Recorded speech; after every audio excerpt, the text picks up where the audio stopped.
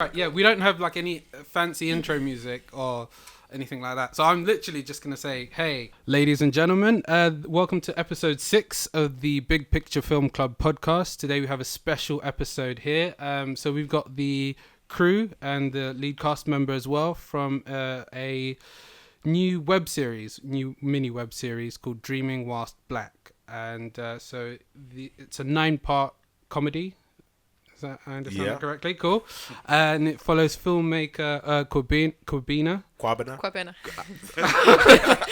Fell at the first hurdle. Thank you for correcting me there. And follows his dream or how he struggles or transitions to become a filmmaker. Is that accurate? That's a summary, yeah. So today I'm joined with Adjani Salmon, the lead actor and creator of the show, Rob Ayling, friend of the Big Picture Film Club. He's screened a film with us back in 2016 and also is a guest director on the show. Yeah, that's right, yeah. We're buddies. Are we buddies? Are we buddies? Yes. Yeah. Oh, okay, we're at that part of the stage. Oh, good. And Laura Seixas. Very good. Thank you. Producer and director on the show as well. Cool. So how are you guys doing? Good. Yeah. Yeah, not too bad. Not too bad.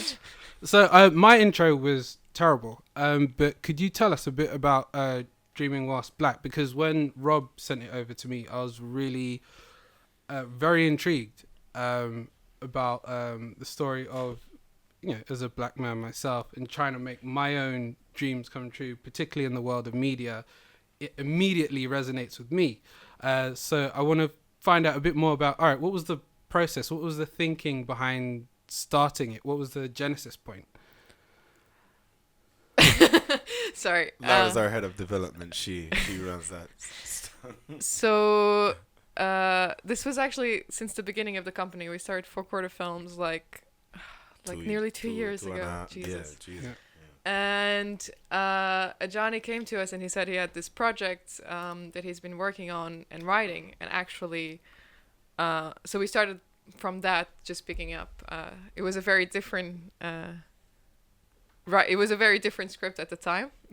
But it was all like, I think it was it's just following this guy and trying to find his way in the world and trying to deal with the fact that he's a filmmaker, and I mean, we all know how hard it is to be filmmakers, the pressure from family and the pressure from friends as well, because you see all of your friends doing well, and all of a sudden you're like, well, we don't have a lot of money, and I mean, we're still in that situation sometimes. Yeah. I use the term professionally unemployable. Yeah, exactly.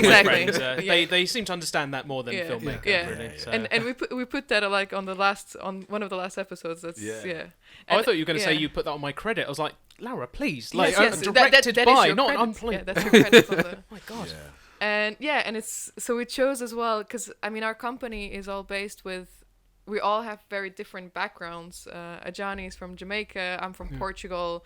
Natasha, she's British, but she comes from an Indian background as well. And Max is German. So we all felt like actually there's a lot to be said, and there's a lot trying to fit in the world when we're minorities. And so we chose a Jamaican guy, because it was Adjani would star in it. We couldn't go would make things very complicated if it wasn't. It's like a compilation of all our film school friends in one person. Yeah. Awesome. It's all the stories that we've that we've been through, and So I mean, as a comedy, what can we expect, particularly given the format? What would people, do you think, take away from watching the series? It's interesting because I wrote it with a friend of mine, Ali. By the way, Ali is a white guy. Enough people think Ali is very a British Muslim guy. Ali's a white guy.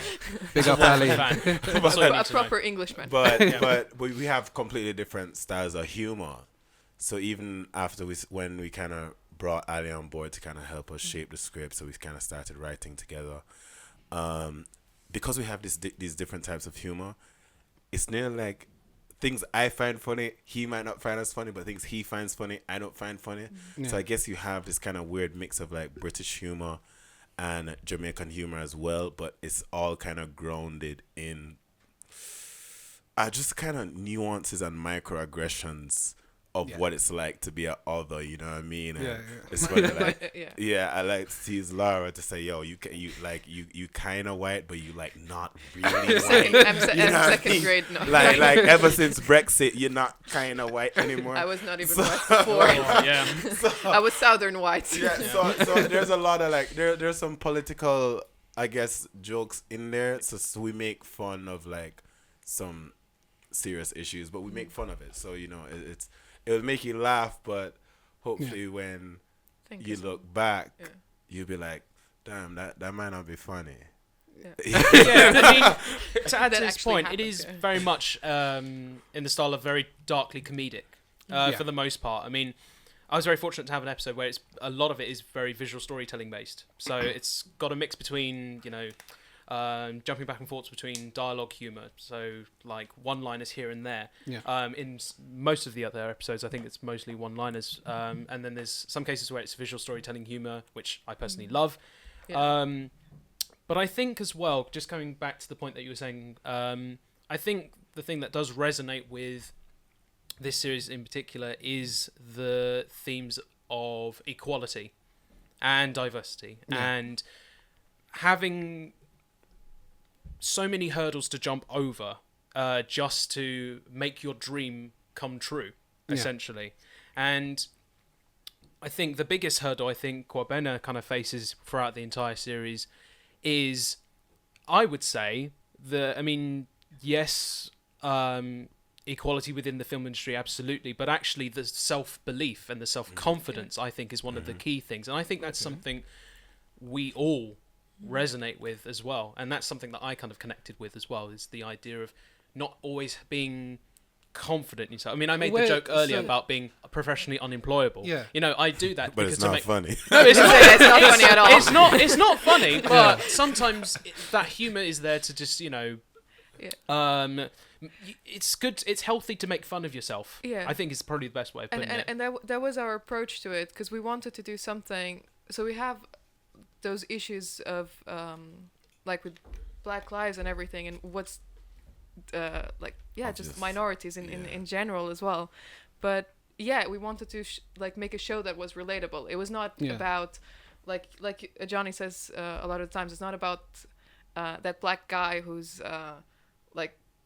living in the hood and has all this. It's like a normal everyday, which like everyone can relate. Exactly. Like everyone can relate to it, and I think that's the difference of the show, and that's why as well it's even other people. It's not just a black show. It's actually everyone can relate, because everyone goes through a point in life that they're like, I don't fit in, or this is not.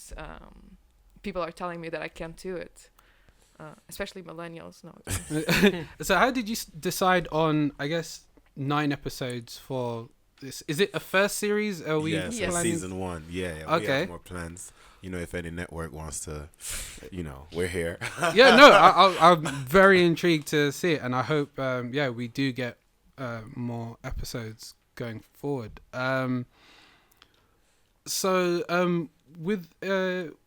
With the series, you kind of have, as you kind of pointed out, multiple directors kind of working different episodes. How does that affect the continuity of the series, or is that on purpose to have different, almost aesthetics? It was. I remember it was actually when we started developing the show, we had this whole discussion of actually making each episode very different and trying to, like, whatever the story was in that episode, how could we visually tell it, and like how can it actually work? And I think we've debated a lot about continuity in the show. That's been a thing, but at the end of the day, I think that because the writing is the same, it's the same two voices that kind of run throughout. So however a director interprets it is, by all means, they should interpret it in their own way. But I think that, again, we kind of made our own company to create opportunities for ourselves. So in making the show, that kind of mantra still comes forward. So there's 4 of us in 4 quarter films, but we brought on 2 other directors. Like, so the writer, Ali, and Rob came on as a director as well, just to say, look, if we're about creating our own opportunities, then the show should create more opportunities as well. Yeah. And yeah, I think again we're filmmakers, so we want to explore. So like Laura has a one take episode, which is like inside, outside, upstairs, downstairs. Like it's crazy, you know what I mean? Yeah. Or she has like a 1 hour, or like even Rob's episode is far more classic in terms of classic cinema. So we just, I mean, it's our show. We can do what we want, right? So we just wanted to play with the medium and kind of just explore visual storytelling in different ways. But actually, that then it actually brought, that is the show, like, and it feels, when you watch it all together, it feels, this is part of the same thing. Yeah, I was going to say, I've actually not seen all of the episodes yet, so... Okay. I was going to say, but it's refreshing because, for me, only having seen a handful of the episodes so far, they, like Johnny said, like, the writing is consistent. Yeah. That is the key thing that has actually really worked. Having the overall arc actually fitting in with every single episode to the overall arc of the series. I mean, again, I don't know the ending as of yet. It's been kept a secret from me. But I look forward to seeing that, actually. And I think in many ways, I mean, we've known each other since film school. So we graduated, we went through the same journey together. And we know our particular styles of like work. And I think that kind of played into it as well. I don't think it was necessarily as well just like, we'll bring him in because of this or whatever. It's just because we know how they work and we know that we can trust, each other. Yeah. And I knew that I had the trust from the team in me to kind of do my own thing, but not stray away from it. So from mine episode, for example, I think I was the second episode to be filmed. Yes. And there'd been a style already established, or a certain colour palette, as it were. And for me, I wanted to make sure that we were telling the story as visually as much as possible, because again, that's how it was written, first of all. And I didn't want to stray away from what was already been set as well, because otherwise you would notice. The audience would instantly notice if something's out of sync, if it doesn't work visually, or it doesn't work in sound sync, or even through dialogue. If you were to say something completely random like creme egg, or sorry, that's a personal joke, by the way, but for example, like you wouldn't say creme egg, you'd say creme egg. And I think again, it's not just kind of playing around, but I think in going to film school and kind of looking at storytelling from an artistic perspective, each episode is kind of written with a central theme. So we really kind of sat down and said, well, how or what best describes that theme? And then we said, well, that episode will be like this to kind of best represent that. So what you find is, even though they all look different, because the emotional journey is constantly changing, the style constantly changing makes sense as well. Okay. So kind of moving forward from Black Panther and the kind of what it's kind of created and change. Well, actually, from Black Panther, do you think we'll see a change in the industry, or like in terms of? I mean, you guys have banded together to represent yourselves. So, do you think we're at a period of change where we will get more inclusion, or not? Personally, I think we're already seeing it. Yeah. Okay. I would say we've been seeing it for some time. It's been building up. I think. Yeah. If anything goes to show from yesterday's results at the Academy Awards, I mean, Best Original Screenplay went to Jordan Peele for Get Out. Yeah. A remarkable film. Absolutely remarkable film. And then I think there's Mudbound as well, Best Cinematography. She didn't win, but, it's a good step in the right direction. Yeah. And, I mean, you've got something to add. Because I think... yes, there's definitely change happening. There's no doubt about it. Even for women, like being a female director, I think there's change happening as well. But there's still a lot of work to be done. And even like what I would say on the Oscars was like, yes, everyone was there. There was a lot of black representation. There was a lot of female representation, but then I don't know about black, but I know at least female. It was the year that there was less female winners in the Oscars since a long time. I don't know about black artists if it was, but it's still It's and then we have to put it in context as well. What you mentioned, Black Panther. Black Panther's an American film. Yeah. You can mention Queen Sugar, Insecure, Atlanta, Master of None. but not here. The list goes on and on and on. These are all American shows and American films. But I think the issue here is it's slowly changing, but I think the industry here is reactive. So what you find is you have somebody like Michaela Cole who killed it on a stage, then they react and put her on TV. Yeah. You know, or you have like Michael Dapper, or you have Rose Coyote from Roll Save. You know, these are all reactive moves. It's after these guys have, because film has kind of given us the access. Like, we shot this on a DSLR, you know, 4K. Yeah. You know what I mean? But because we have access now to make our own narratives, and these narratives, even Cecile Emeke did Aki and Sawfish way back. She got to direct an episode on HBO. Then everybody coming back here saying, oh yeah, you know, let's do a thing here, right? Yeah. But that's reactive. And I think now that the power balance is shifting, they're slowly trying to like catch up, because you have somebody like Netflix who will just dash money at somebody. So does that change come because of technology giving access to people more easily to create films, or does it come from just social change or social awareness? I think it's social as well. I was going to say, but it's social awareness, but I think importantly, and for me doing teaching on the side, is education. I think a huge part of it is down to education.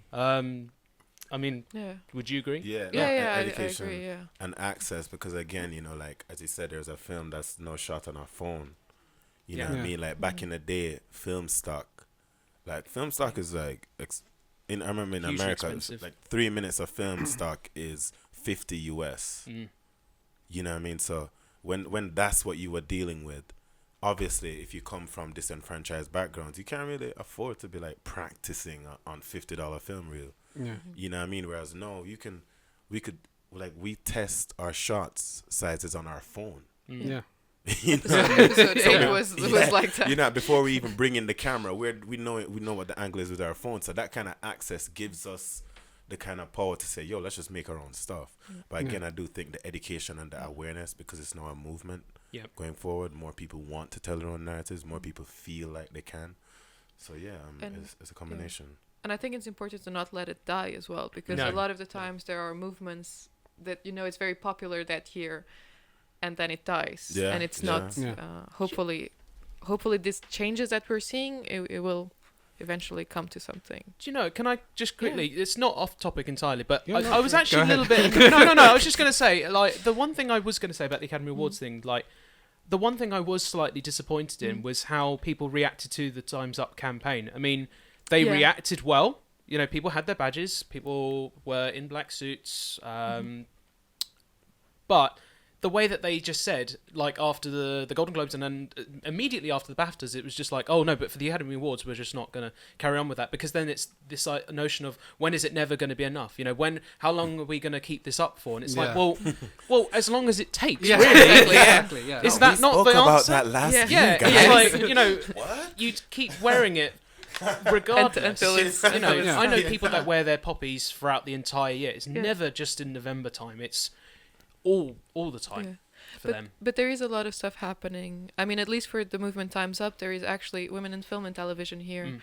They're doing because basically the issue with film projects and everything is that it's not like a normal company. You don't have an HR person that HR person that can be there giving us the quotas. And like if you have an issue, if there's a harassment or something, there's a problem, you don't have anyone basically to turn around. And actually, Women in Film and Television are actually changing that, and they're actually creating this group and support for any project that is out there. So if there is any issue on set, or if there's any harassment, whoever it may be, they have a place to turn. And so there is change. That is amazing. It's true. I mean, again, the Frances McDormand's speech last night said it all, really. You know, I want you to stand up Yeah, with me, and then Yeah. don't do it tonight, don't do it at the after party, but afterwards, talk to us. If you want a project funded, Yeah. then we can discuss it. Yeah, Time's Up as Keep- well. They're, yeah. they're doing that as well in the So- States. So kind of moving forward with the series itself, how have you found like promoting it, marketing it, and just kind of letting people know about when it's gonna drop, and how's that been for you? I was going to say this is more his like Okay. question, because I just get sent stuff and then it's like post it up. I'll be like, all right, So I'm I okay. think the key is teamwork, and I Yeah. think the key is kind of understanding what skill sets you have and what skill sets you don't have. So I mean, as I say, as a company, we're 4 directors. We brought on 2 more writer directors, Yeah. but we're all still filmmakers, right? So a friend of mine, Chadley Richards, he's studying his MBA, and he was a filmmaker. He's a filmmaker now. So we kind of brought him on board, and it's like, yo, this marketing thing, like, do that. You know what I mean? Like, advertise that. So he's kind of been taking the charge on doing that. And again, from a grassroots level, because we have now this access social media, we had like first weekend, it was like a reach of like 300,000. Yeah, it was And, massive. and Awesome. that's just like Instagram, Twitter, and Facebook. You know what I Yeah. mean? So yeah, that's Yeah. how we've been. I mean, our main focus is a lot of Instagram because I Yeah. mean, being a visual Visuals platform. yeah, that was our main base, and yeah, the reach that we had on the first week, especially the hashtag DWB series, Yeah. it's like it's insane. It's Yeah. really good. Is And- this the sorry to No, I was just No, going to say. oh. I was going to say our own resources as well has been very helpful. I mean, look at us now. yeah. So, Glad to I- help. Well, there you go. Yeah. See? Is this your first project under 4 Quarter Film? It's the first narrative project that Yeah. we're putting out there. Okay, so have you? I mean, I know we're talking about Dreaming Whilst Black, but do you have anything else that you're sort of working on in the background whilst this is also chugging along, or any ideas being tossed We around? have a Or lot of stuff. We have a lot of stuff. I don't know We any have of a this wor- stuff, actually. Well, yeah, no, we have so again, because all of us came in as like writers, directors, we all kind of came in with our own ideas. yeah, It just so happened that my idea kind of was ready first. To be honest, we thought we'd have shot and this and be done within like 6 months. That's why we did it. Yeah. 2 years later, we're coming out. So it's kind of like, yeah. If we probably knew it would have taken this long, we probably would have ran with something else. But definitely we all have various ideas. Again, the diversity with the team, the types of ideas. So like Laura has a film set in Portugal, Pepper, which is we have some form of development funding for. We have, it's Working with 2 other. it's loads of we have feature ideas mainly as we're filmmakers. We have and we Rob? have another one as Oh, well. and me. Yeah, so like no, since no, of course. Listen to Me back in 2016, like how's your journey been? Well, the film is now online, which has been very successful, and the message is out there online now, so it's more accessible to people. The message of being trapped in a relationship is Domestic, wrong, yeah. and domestic violence, and we're no longer being silenced, essentially. But since then, I've also been working on some small projects here and there, some small short films. I recently did a 60-hour film challenge for the Colchester Film Festival, and that was completed between the 1st and the 4th of September, and yeah, it's done quite well in the festival circuit at the moment. We've had 3 screenings, 2 in the US and 1 just recently in Bristol. Your Batman first page as well. Yeah, there is that as well. Oh, thank you. Yes, Yeah. that's so true. I'm wearing the hat as well. What's wrong with me? Right. Yes. Thank you. But yeah, I also wrote a Batman short script, which got performed in America as well on stage. Oh, nice. Yeah, it was really cool. I only got to see the rehearsal, but I didn't Yeah. get to see the full show of it. I mean, I'm trying. Quite intrigued now what actually was on stage at the time. Was it just 2 actors on stage just reading the script, or was it actually them in costume? No. That would have. Could you imagine? No, like just a bin bag or something, like low production value. Like so what happens it'd in be the amazing. screenplay? Oh, in the screenplay. Well, it's actually accessed online, so you can check it out there. Oh, wonderful. So that can be accessed as well. But in short, it is essentially about a citizen of Gotham trying to survive one of the roughest parts of downtown Gotham, so Crime Alley, known as Crime Alley Park Row, which is where Bruce Wayne's parents were infamously killed. And the story, it's only 4 pages long, but it's essentially about a young boy who's a fan of the Dark Knight, but is in his eyes, he's this bright knight, as it were, but then when his father makes a regrettable decision, he actually sees the full force of the Dark Knight that we all know now. You know, the very dark and brooding, very violent character. And yeah, I mean, like I said, you'll have to check it out online, because anything I say any more will essentially spoil it. But I'm very proud of it. And some companies have actually come up to me and actually pitched the idea of actually maybe making it as a fan fiction short film. I'm very open to that. That's really cool. Whether or not somebody wants to come on board and direct themselves, I'm more than welcome to that as well. But I'd personally, obviously, I would love to do that. But yeah, I'm keeping myself open in terms of that. And then, of course, I'm working on my own feature film at the moment. So very busy, very busy stuff. Just as a side note, we were being very secretive with the projects for the films. Yeah, no, I got that. No, So- it's fine. cool, We can cool, talk. it's I cool. was like, we were discussing like, why are we doing that? No, so we have, I mean, in feature films we have the van, which will be the van. Sorry, because in English it's called Peppa, but in Portuguese it will be called the van, but a carrinha. And we're working with 2 other production companies, Take It Easy in Portugal and Buriti Films in Brazil. They've actually won a bear in Berlinale now this year for a documentary, which is awesome. Sweet. And then we have as well in development a completely different style, but also very cool feature film from Natasha Jatania. She's the CEO of our company, and I'll just bring in saying Dracula and Igor, and I'll leave it at that. But I can promise it will be really good. It'll be like what's the name of the guy who did Frankenstein Jr.? Mel Brooks? Yeah, No, it's in the. Is that right? the Is that right? Yeah. Oh, in that style. Thanks. Yeah. And we have another one as well where we're kind of exploring the illegal rave scene in the 90s. Yeah, from Ah, The nice. kind of illegal house scene in the 90s. Yeah, so we have some ideas cooking, you know what I mean? we have some mini-series as well. Yeah. We have season 2 of Dream Lost Black. Yeah, there's like... You know what I mean? There's a lot. You can expect definitely to hear from us very soon So, again. what has season 2 of Dreaming Whilst Back been written, or is it It's in the development. works? It's in development. I like that. Let's leave it at Floating that. around, as they say. Floating around. Cool. So, where can people find out about Dreaming Whilst Black online? I mean, I think Instagram is definitely a very good page to follow the show, because everything is in there. And you can follow us as well on YouTube. Our channel is For Quarter Films. You can find everything for Dreaming Whilst Black there. Twitter as well, DWB series. Facebook, Facebook, Dreaming Whilst Black, everywhere. We're and everywhere. very soon as well, a website which will be.